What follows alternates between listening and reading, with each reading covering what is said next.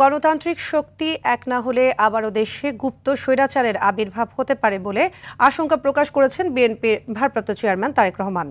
কুমিল্লা দক্ষিণ জেলার শাখা বিএনপির দ্বিবার্ষিক সম্মেলনে যোগ দিয়ে বলেন, ঐক্য, জনগণ ও দেশ পুনর্গঠন হবে বিএনপির আগামীর প্রতিপাদ্য। সাকিবুর রহমানের রিপোর্টে দেখুন বিস্তারিত।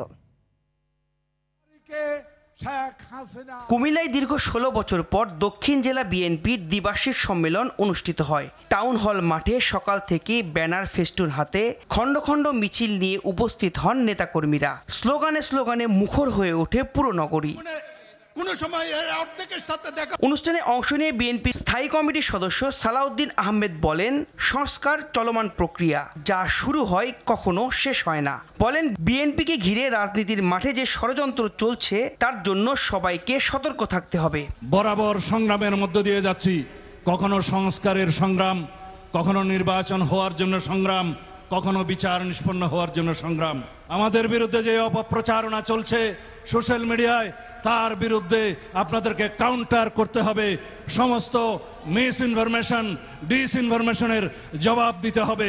যারা গণহত্যা চালিয়েছে, মানবতা বিরোধী অপরাধ করেছে, তার প্রত্যেকটির বিচার হবে ইনশাআল্লাহ এই বাংলাদেশের মাটিতে। ভার্চুয়ালি যোগ দিয়ে দলটির ভারপ্রাপ্ত চেয়ারম্যান তারেক রহমান বলেন, দেশ গঠনের প্রধান শক্তি জনগণ। এজন্য প্রতিটি মানুষের কাছে গিয়ে বিএনপির বার্তা পৌঁছে দিতে হবে। দেশ পুনর্গঠনই বিএনপির প্রধান লক্ষ্য বলে উল্লেখ করেন তিনি। আমাদেরকে জনগণের পাশে দাঁড়াতে হবে, আমাদেরকে দেশ গঠন করতে হবে, এর কোনো বিকল্প নাই। দেশকে যদি গঠন করতে হয় আমাদেরকে ঐক্যবদ্ধ হতে হবে, ঐক্যবদ্ধ হবার আমাদের আর কোনো বিকল্প নাই। সবার আগে বাংলাদেশ, ঐক্য, জনগণ, দেশ গঠন। তারেক রহমান বলেন, গেল ১৫ বছর দেশে ডাকাত পড়েছিল, তাদের বিতাড়িত করেছে জনগণ। গণতান্ত্রিক সব শক্তি ঐক্যবদ্ধ না থাকলে দেশে আবারও গুপ্ত স্বৈরাচারের আবির্ভাব ঘটতে পারে বলেও আশঙ্কা প্রকাশ করেন তিনি।